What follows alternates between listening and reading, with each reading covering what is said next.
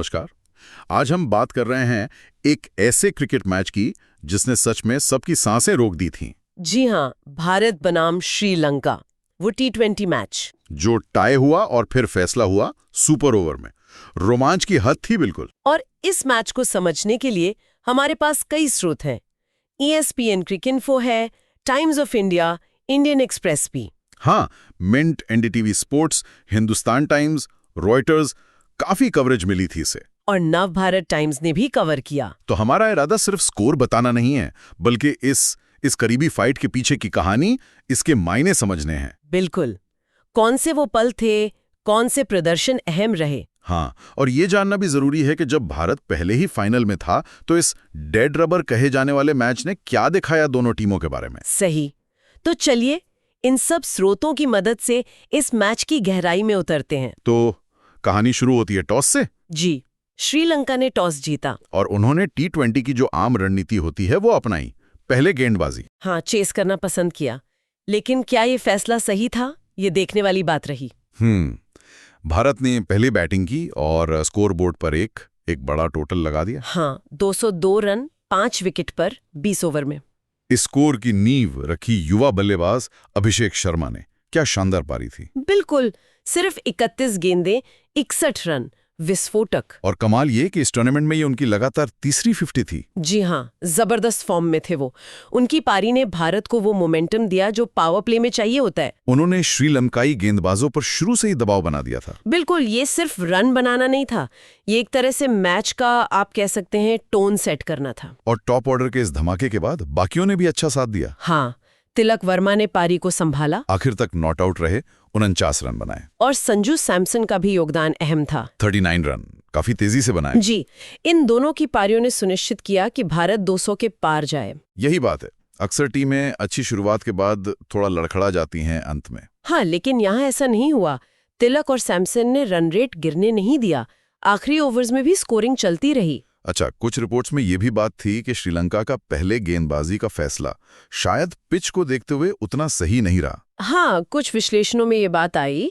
ऐसा लगा कि शायद दूसरी पारी में पिच बल्लेबाजी के लिए थोड़ी और आसान हो गई थी, जिसका श्रीलंका ने भरपूर फायदा उठाने की कोशिश की। बिल्कुल। तो अब आते हैं श्रीलंका की बल्लेबाजी पर। 203 का लक्ष्य बहुत बड़ा। जी, T20 के लिहाज से काफी बड़ा लक्ष्य था। लेकिन जिस तरह उन्होंने जवाब दिया वो कमाल था। एकदम। उन्होंने भी ठीक 20 ओवर में 5 विकेट पर 202 रन बना डाले। Match tie. और इस चेस के हीरो कौन थे? पथुम निसांका, बिना किसी शक के। ओहो, निसांका अकेले दम पर क्या पारी खेली उन्होंने। 58 गेंदें, 107 रन, नॉट आउट। किसी भी लेवल पर ये एक असाधारण पारी है, खासकर इतने बड़े टारगेट का पीछा करते हुए। बिल्कुल। जिस समझदारी से उन्होंने गैप्स ढूंढे, रिस्क लिए, वो देखने लायक था। हाँ, उनमें वो काबिलियत है कि अकेले मैच पलट सकते हैं। और उन्हें साथ मिला कुशल परेरा का। हाँ, परेरा ने भी बहुत तेज पारी खेली। सिर्फ 32 गेंदों में 58 रन रेट को बनाए रखा उन्होंने। जी, और उन दोनों के बीच वो जो साझेदारी हुई दूसरे विकेट के लिए 127 रन की, उसने तो एक समय ऐसा लगा दिया था कि श्रीलंका शायद आराम से जीत जाएगा। हाँ बिल्कुल, वो साझेदारी लगभग मैच जिता ही चुकी थी। ये दिखाता है श्रीलंका का फाइटिंग स्पिरिट। टूर्नामेंट से बाहर थे फिर भी। बिल्कुल, भारत जैसी टीम के सामने हार नहीं मानी। लेकिन यहीं एक और बात आती है। क्या? इतनी अच्छी पोजीशन में होने के बाद भी वो मैच को फिनिश नहीं कर पाए। हाँ, ये बात तो है। आखिरी ओवर्स में थोड़ा वही 203 चेज करने के लिए जो किलर इंस्टिंक्ट चाहिए होता है, वो शायद आखिरी पलों में थोड़ा सा मिसिंग था। स्कोर बराबर हो गया और यहीं से शुरू हुआ असली ड्रामा, सुपर ओवर। हाँ जी, सुपर ओवर। श्रीलंका ने पहले बैटिंग की। गेंद थी अर्शदीप सिंह के हाथ में। दबाव सोच भी नहीं सकते कितना होगा। जाहिर है। और अर्शदीप ने जो किया वो तो कमाल ही था। अविश्वसनीय। 5 गेंदें डाली, सिर्फ 2 रन दिए और 2 विकेट ले लिए। क्या गेंदबाजी थी, यॉर्कर, स्लोअर बॉल्स, एकदम सटीक। ऐसे दबाव में इस तरह का प्रदर्शन, ये सिर्फ स्किल नहीं, ये टेम्परामेंट है। इतने प्रेशर वाले माहौल में अपने प्लान पर टिके रहना और बल्लेबाज को कोई मौका ना देना, ये उनकी मानसिक ताकत दिखाता है। खासकर जब मेन मैच में 200 से ज्यादा रन बने थे। बिल्कुल, ये बहुत दिलचस्प है कि जो टीम मेन मैच में 202 बना गई, वही टीम सुपर ओवर में सिर्फ 2 रन पे सिमट गई। हाँ, ये पूरी तरह से दबाव का खेल है, मोमेंटम का खेल है। जो मोमेंटम निसांका और परेरा ने बनाया था वो टाई होने के बाद शायद थोड़ा कम हुआ और फिर अर्शदीप की गेंदबाजी ने उस दबाव को कई गुना बढ़ा दिया। श्रीलंकाई बल्लेबाज शायद उस दबाव में बिखर गए। लगता तो यही है। T20 में हर गेंद की अहमियत होती है, खासकर ऐसे टाई ब्रेकर में। अब भारत को चाहिए थे सिर्फ 3 रन जीत के लिए। एक औपचारिकता। क्रीज पर आए सूर्यकुमार यादव और पहली ही गेंद पर मैच खत्म। सुपर ओवर, एक ही गेंद में भारत ने जीत लिया। क्या अंत था मैच का। तो इस पूरे रोमांच से हम क्या सीख सकते हैं? भारत के लिए क्या पॉजिटिव्स रहे? भारत के लिए तो कई अच्छी बातें हैं। अभिषेक शर्मा का फॉर्म में होना, टॉप ऑर्डर में। हाँ, वो तो है। तिलक वर्मा और संजू सैमसन ने मैच फिनिश किया, वो भी एक बड़ा प्लस है, दिखाता है कि मिडिल ऑर्डर में दम है। और अर्शदीप का सुपर ओवर तो खैर लाजवाब था। उसने साबित किया कि भारत के पास प्रेशर झेलने वाले गेंदबाज हैं। और सबसे बड़ी बात, क्या? एक करीबी मैच जीतना, चाहे वो डेड रबर ही क्यों ना हो, टीम का आत्मविश्वास बढ़ाता है। हाँ, ये दिखाता है कि टीम अलग अलग सिचुएशन में जीतना जानती है, कभी बैटिंग कभी बॉलिंग। बिल्कुल, ये एक अच्छी टीम की निशानी है। फाइनल से पहले इस तरह की जीत मनोबल बढ़ाती है। लेकिन कुछ चिंताएं भी थीं, जैसे फील्डिंग का जिक्र था कुछ रिपोर्ट्स में। हाँ, फील्डिंग एक ऐसा एरिया है जहां हमेशा सुधार की गुंजाइश रहती है। हो सकता है डेड रबर की वजह से थोड़ी इंटेंसिटी कम रही हो। और क्या मध्यक्रम को सही मायनों में टेस्ट होने का मौका मिला इस मैच में?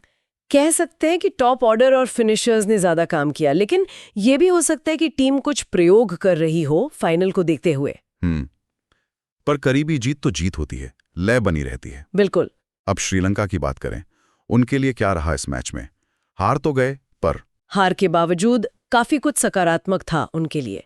पथुम निसांका का शतक तो खैर अविश्वसनीय, वर्ल्ड क्लास टैलेंट। हाँ, परेरा के साथ उनकी साझेदारी ने दिखाया कि बल्लेबाजी में गहराई है और जिस तरह वो लड़े, वो जज्बा काबिले तारीफ था। भारत को लगभग हरा ही दिया था। जी, निसांका की पारी मैच की शायद बेस्ट इनिंग्स थी। श्रीलंका ने दिखाया कि वो किसी भी टीम को टक्कर दे सकते हैं, लेकिन वही बात, मैच फिनिश करना। हाँ, खासकर दबाव में। सुपर ओवर का नतीजा यही दिखाता है। विश्लेषण भी यही कहते हैं कि टैलेंट है, पर बड़े मैचों के बड़े पलों में लगातार अच्छा करना होगा। बिल्कुल, मानसिक रूप से और मजबूत होना होगा।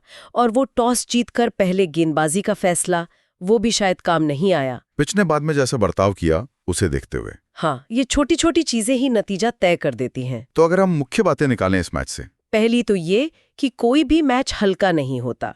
डेड रबर भी इतना रोमांचक हो सकता है। सही कहा। दूसरी, भारत के लिए ये जीत दबाव में शांत रहने और मैच जीतने की क्षमता दिखाती है, फाइनल के लिए अच्छा संकेत। और तीसरी, श्रीलंका के लिए ये एक सबक है।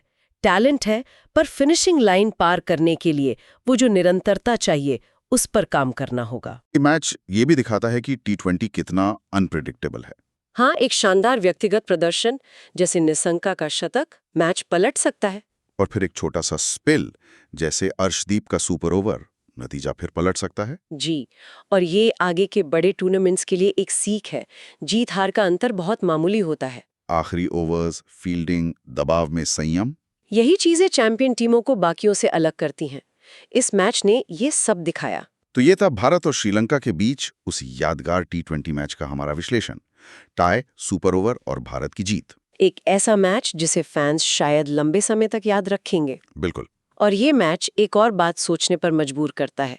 जब कोई एक खिलाड़ी जैसे निशंका अकेले दम पर मैच को ले जाने की कोशिश करता है, तो सामने वाली टीम की रणनीति और एकजुटता की असली परीक्षा होती है। भारत उस परीक्षा में पास हुआ, भले ही सुपर ओवर की मदद लेनी पड़ी।